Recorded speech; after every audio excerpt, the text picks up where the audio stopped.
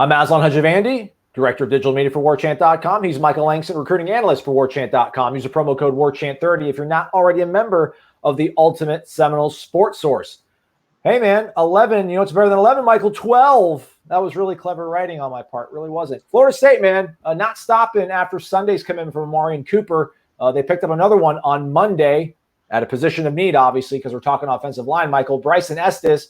What do you think ultimately led him to decide to commit to Florida State? Well, you know what's better than 12, Aslan, is an offensive line. That's it's better than 12. But no, it's a big commitment for FSU getting Bryson. I think ever since he visited FSU, which he didn't get an offer then when he visited in the spring, but you could tell he said FSU is going to be at the top or near the top if he got an offer. Then they offered, the relationship kept building with Coach Dillingham, and especially with Coach Atkins, who did a phenomenal job in this recruitment. Coach Atkins is very good in the state of Georgia, which is where Bryson's from, and just a tremendous addition for FSU. I know people will look at, you watch his film, you will be very impressed when you watch this kid. We'll get into that in a little bit, but fact is, this is a guy that they've been working on for a while.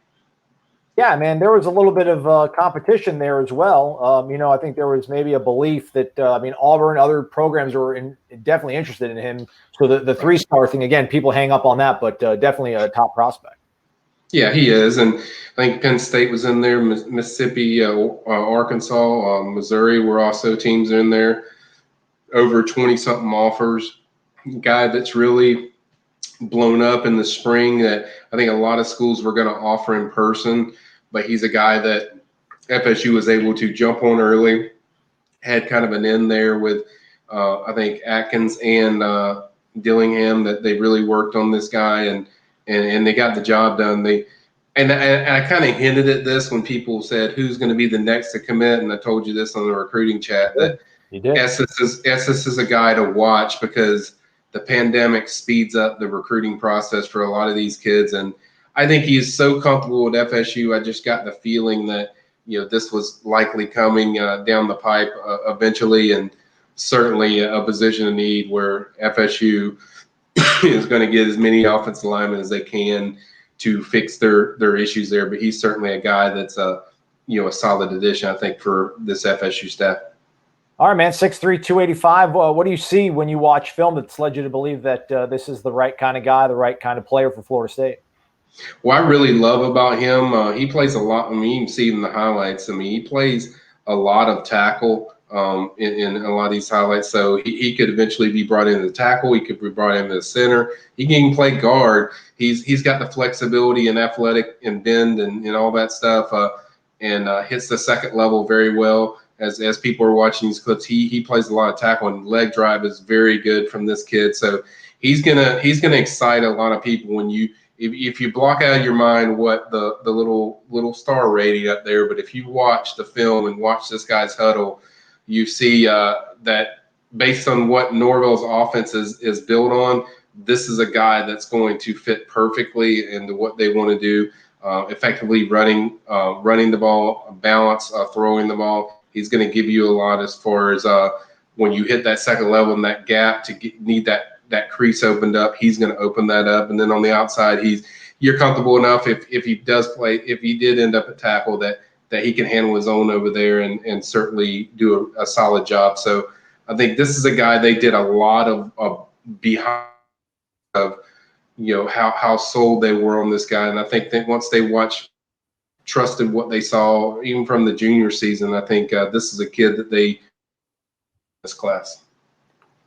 Do we know anything about the level of competition he faces over at Eagles Landing Christian, Michael? I'm not too aware with Georgia programs, but some of these guys, it looks like he's going up against guys that are, decently sized. Not like he's picking on a bunch of little kids. I don't know. I know the competition is good as far as even though it's a private school, from what I could tell, Eagles Landing Christian sounds like a private school, but I know that name is very prestigious around the state of Georgia. I think they're a little, maybe a little bit, not one of the highest classification, but I know they play some good competition, and certainly they will be challenged. I think they play. I think one of our posters were actually on the board said, they play the team from Macoe, which is the two-time defending state champions. So they definitely going to play top talent and top teams in their classification. And certainly he's going to get challenged by a host of teams. So I think he definitely the competition really isn't really that much of a concern for me.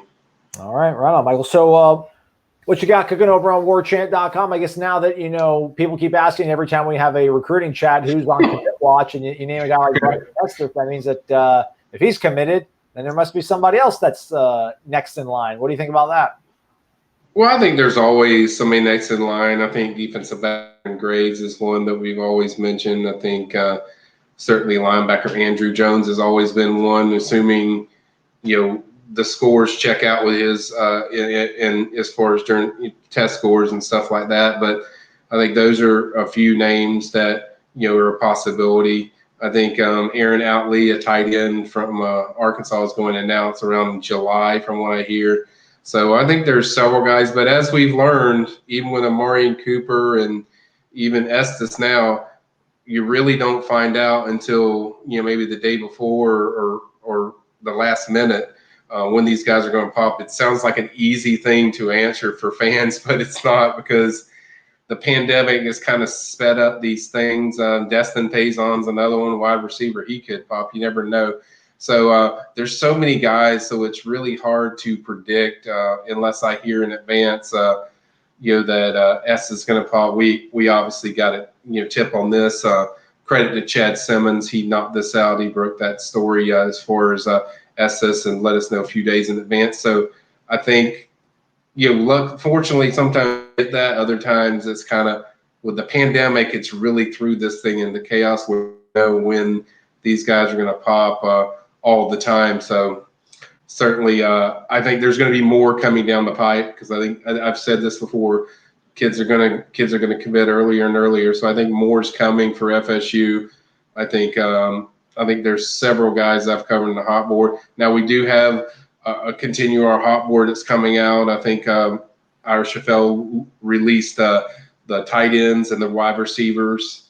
And then this week's going to be offensive line. Everyone loves talking about offensive line, so we'll break that down. There's a lot of guys in there that I'm going to break down and get into, and obviously got to go in there and change Mr. Estes because he's a commitment now, so I'll kind of adjust that. But I think that's the next position, and then we're going to kind of go from there and hit the defensive side of the ball. So we're kind of staying on that, and it's a way for people to keep track of position by position. That's why we decided to change things up. It wasn't just the pandemic. It was just, this makes it easier. Do something that nobody does, where we break down every single position, and so people's heads not blowing up about a big hot board. We want to have it so people can kind of soak their brains into everything and slowly get in that stuff. So we'll break down that. Well, I'm sure we're going to have a recruiting chat again coming up soon. The way we're FSU's getting commitments, it seems like we'll have one every other day.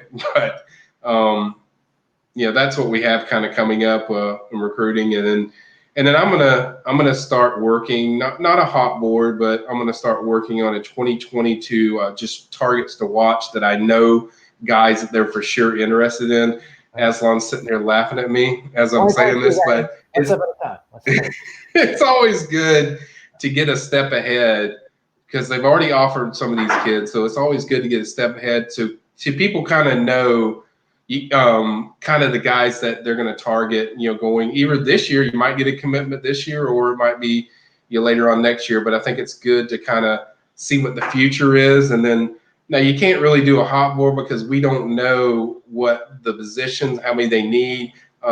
That's dependent upon what happens in 2021. So that's why I tell people you can't do a hot board in 2022 until we know for sure how many they're getting at each position. But I will do kind of a targets to watch, maybe 15 or 20 guys that I know FSU is very active with, and we'll kind of discuss those guys. Florida State recruiting, it's starting to become fun again. Bryson Estes, I think, becomes the fifth different recruit here in the last week, if you also count the transfer Jerry and Jones from Mississippi State. So Michael will have you covered, as always, over on the premium recruiting board on warchant.com. Again, use the promo code WARCHANT30 if you're not already a member. Michael, as always, your time valued and appreciated. Thanks, man. You got it.